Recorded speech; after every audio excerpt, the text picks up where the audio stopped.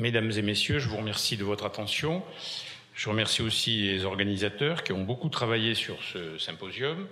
Mon sujet concerne donc les maladies cardiovasculaires, l'athérome, les graisses saturées et l'huile de palme.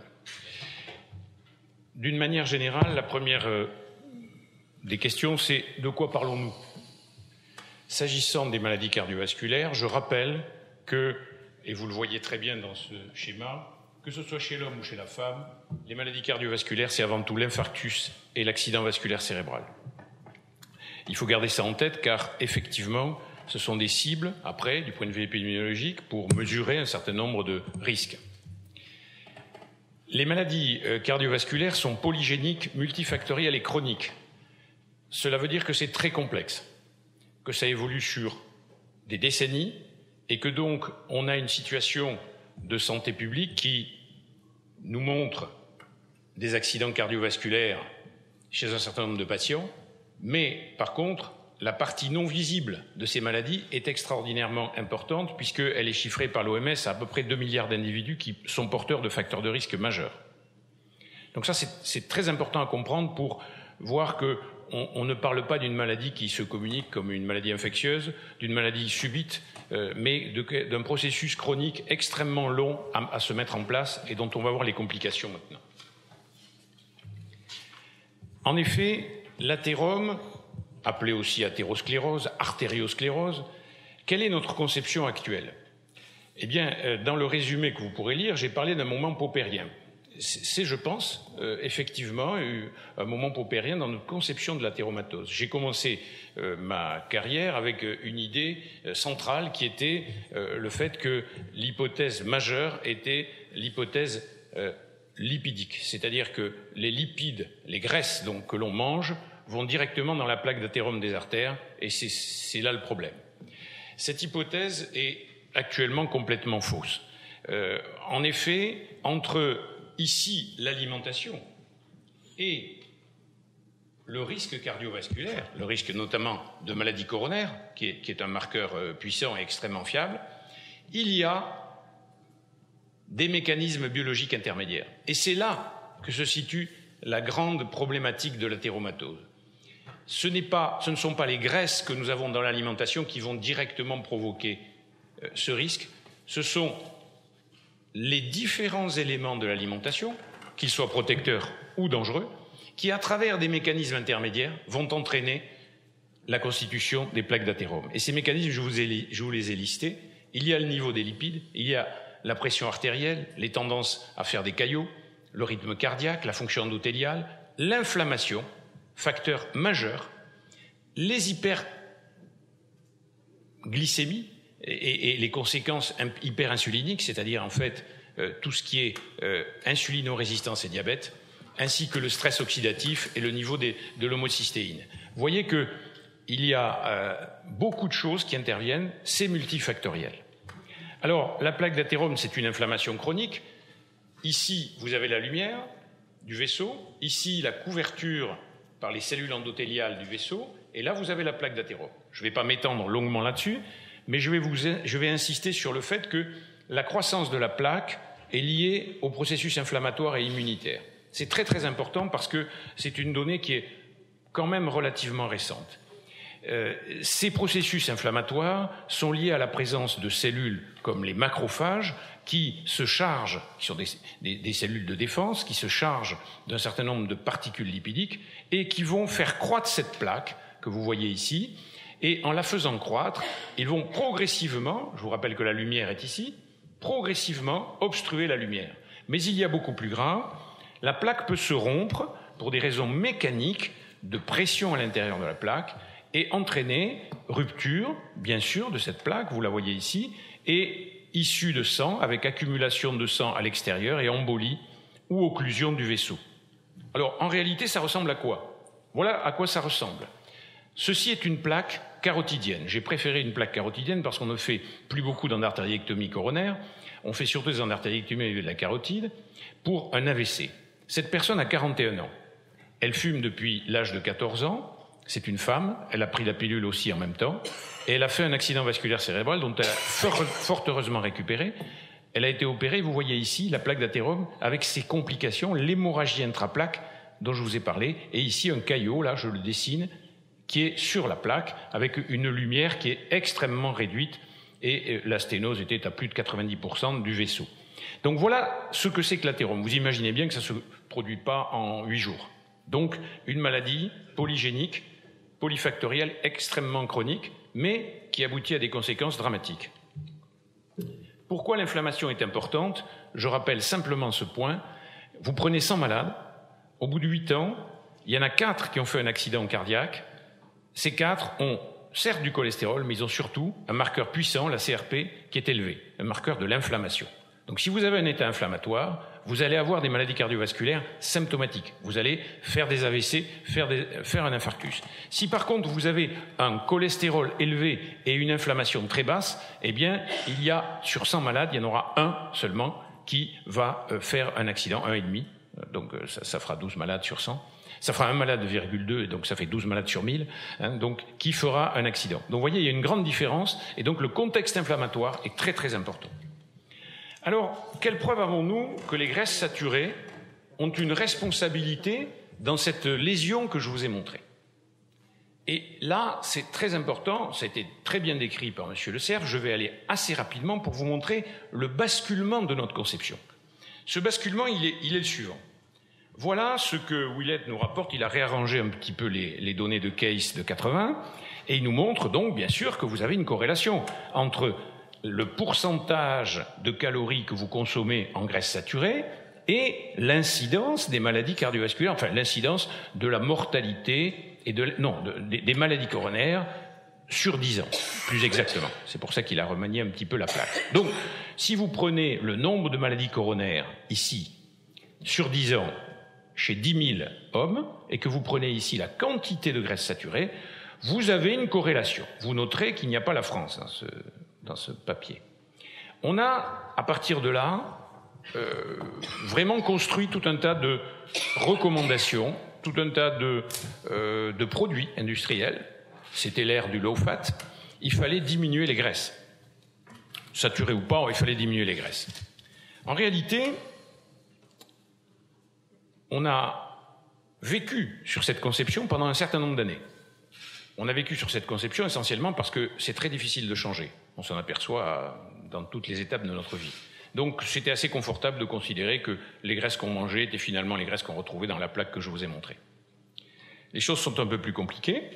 En effet, comme le disait M. Le Cerf, et j'insisterai beaucoup sur cette méta-analyse parce qu'elle est d'une grande valeur, quand vous regardez le risque, je vous rappelle que les méta-analyses se lisaient de la façon suivante. Ici, vous avez du côté à droite un plus grand risque quand vous mangez des graisses saturées, et là, un plus petit risque quand vous en mangez. Eh bien, vous regardez qu'à travers toutes ces études, je ne vais pas rentrer dans le détail, il faut faire confiance aux auteurs, c'est des auteurs de grande qualité, eh bien, on s'aperçoit qu'on aboutit à 1. C'est presque trop beau pour être vrai, mais c'est 1. Pour l'accident vasculaire cérébral, c'est même 0,81, mais ce n'est pas significatif puisque l'écart type dépasse un tout petit peu à 1,05. Et pour les maladies cardiaques, les maladies coronariennes, eh bien c'est 1,07, donc ce n'est pas significatif non plus. Ce qui veut dire que les graisses saturées ne peuvent pas, sur cette méta-analyse d'études observationnelles, être incriminées comme étant la cause ou participant très significativement aux maladies coronariennes ou aux AVC, c'est-à-dire aux maladies cardiovasculaires. Donc ça, c'est un basculement. Ça s'est produit en 2010. Et depuis, les choses vont dans le même sens.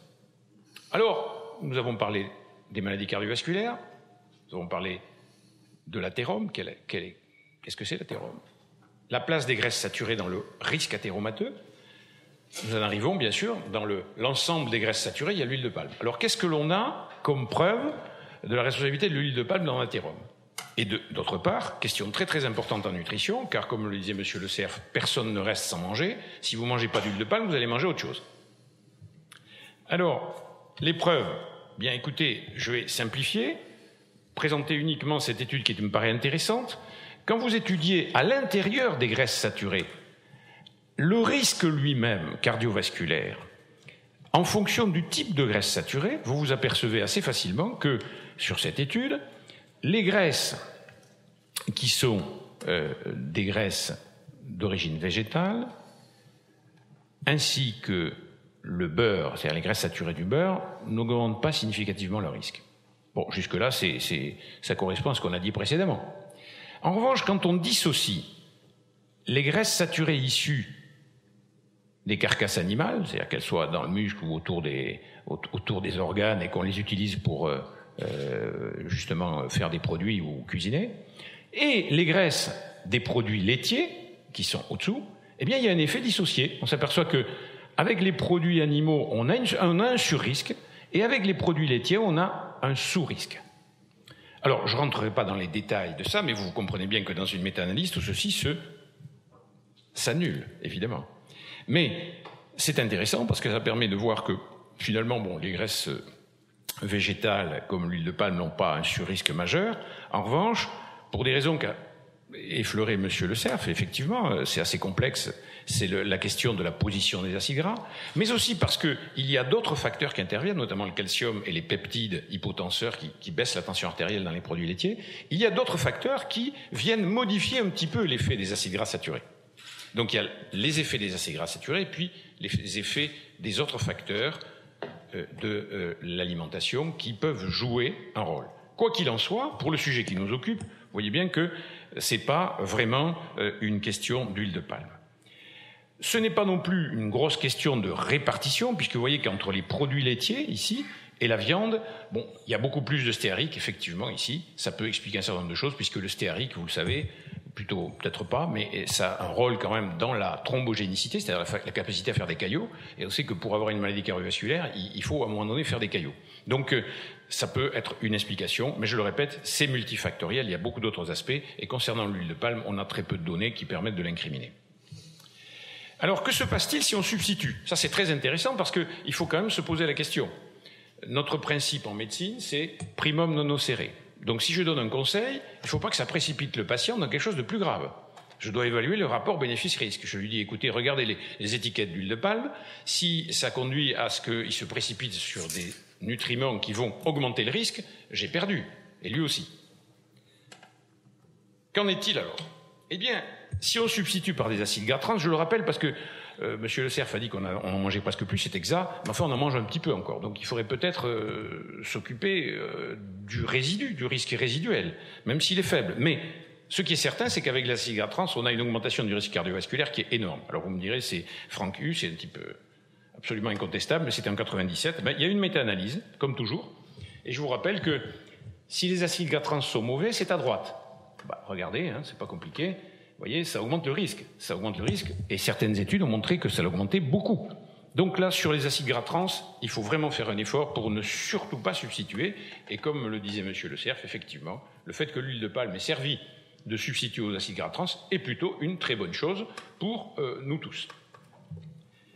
Substitution par des huiles riches en acide linoléique, c'est-à-dire un oméga 6. Alors là, on sait que l'acide linoléique, quand on le fait cuire, quand on le met dans des process industriels, c'est quelque chose d'assez fragile. Effectivement, ça se confirme, parce que quand on utilise ces acides linoléiques et qu'on les hydrogène partiellement, on a de nouveau des effets extrêmement négatifs, notamment l'augmentation des petites LDL, qui sont les vrais LDL athérogènes, qui provoquent beaucoup plus l'athérome que les grosses LDL. Et dans toutes ces études que j'ai listées ici, on a chaque fois un effet défavorable des huiles polyinsaturées qui sont partiellement hydrogénées. Finalement, nouvelle méta-analyse, quand on prend les acides gras polyinsaturés contenant de l'acide linoléique, LA, acide linoléique, oméga 6, ben finalement, on a un effet qui est pas très bon, hein, ça favorise le contrôle, vous voyez, c'est pas bon. Par contre, si on mélange l'acide linoléique avec d'autres acides gras, notamment les oméga 3, on a plutôt un effet favorable. Ce qui explique que globalement, l'effet est parfois pas visible sur les analyses, sur les études. Donc, ne pas oublier, si on doit substituer l'huile de palme, il faut la substituer en balançant, en équilibrant les graisses, en n'oublions pas les oméga 3 en particulier, si on met des oméga 6. On en arrive à la substitution par des sucres. Alors la substitution par des sucres, là, ça a été dit, mais c'est absolument formel. 33% de risque en plus si vous prenez des hydrates de carbone rapides. Je rappelle que les hydrates de carbone, il n'y a pas de sucre lent et de sucre rapide, il y a des sucres avec un index glycémique qui va jusqu'à 100 pour le glucose, et avec une charge glycémique, qui est la multiplication de l'index par la quantité que vous mangez. Donc, surtout, ne pas rester à l'idée des sucres lents et des sucres rapides. Calculer l'index glycémique est très important. Et donc, en particulier, sur ce facteur de risque un peu nouveau que l'on voit apparaître, qui est la petite LDL, ici. La petite LDL, elle pénètre très vite dans les artères et elle est très hétérogène. Vous voyez que si j'augmente ici de 26 à 54 la quantité de sucre que je mange, dans l'hydrate de carbone, pas forcément sucré, il y a les amidons qui ne sont pas sucrés, bien sûr, eh bien, je vais détériorer le profil de mes LDL, je vais avoir moins de LDL grosses, à peu près le même nombre de LDL moyennes, et par contre, j'explose mon taux d'LDL, de petite LDL, et donc ça, c'est très hétérogène. Donc la substitution par des sucres rapides n'est pas favorable. En résumé, si on substitue par des graisses végétales polyinsaturées, on a un effet plutôt favorable. Par des sucres, un effet défavorable dès qu'on est avec des index glycémiques rapides. Et surprise, dans cette méta-analyse, et ça a été confirmé, avec l'huile d'olive, on n'a pas forcément un effet bénéfique. Ce qui veut dire que, très probablement, l'huile d'olive n'est pas le facteur déterminant du régime méditerranéen, et que c'est plutôt l'ensemble des nutriments et aussi des phénols qui sont dans l'huile d'olive, qu'on enlève quand on raffine trop cette huile, qui sont plus efficaces dans la réduction du risque que l'huile elle-même. Alors mes conclusions sont les suivantes, il y en a 3. Premièrement, faut-il le dire? Mais bien sûr, on ne va pas rester muet devant ça. Je prends des statistiques américaines parce que c'est les plus rapidement disponibles, les plus à jour, et on s'aperçoit que ce qui nous menace, c'est la prévalence de l'obésité. Alors, prévalence de l'obésité, ok, avec des prévisions alarmantes pour 2030, on voit bien. Qu'est-ce qui s'est passé depuis, ça c'est très intéressant, qu'est-ce qui s'est passé depuis 71 jusqu'à 2000? On a quand même diminué notre quantité de graisse, on a diminué les quantités de graisse, on a augmenté les sucres, et on a à peine un peu diminué les protéines, que ce soit chez l'homme ou chez la femme. D'accord? Donc, je reviens en arrière, vous avez une vaste épidémie d'obésité, et puis vous vous retrouvez avec des statistiques qui vous montrent que vous baissez la quantité de graisse. C'est un peu paradoxal. Depuis 2000, la situation se stabilise. On a un petit peu diminué les hydrates de carbone, mais c'est plutôt stable. Et les graisses saturées, depuis 2000, absolument stables.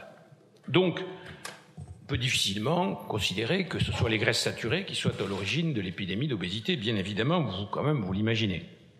Alors, qu'est-ce qui se passe dans les maladies cardiovasculaires? Eh bien, je vais ébaucher cette question donc du syndrome métabolique parce que c'est la vraie question, c'est la grande question épidémiologique de l'avenir, y compris pour les maladies cardiovasculaires. Il se passe que nous avons un environnement et des conditions génétiques qui font que nous stockons énormément de graisse dans le tissu adipeux viscéral. Le tissu adipeux viscéral, c'est la graisse, la glande jaune, l'énorme glande jaune qui est dans le ventre et qui va grossir si vous mangez en excès des calories et si vous mangez beaucoup de sucre.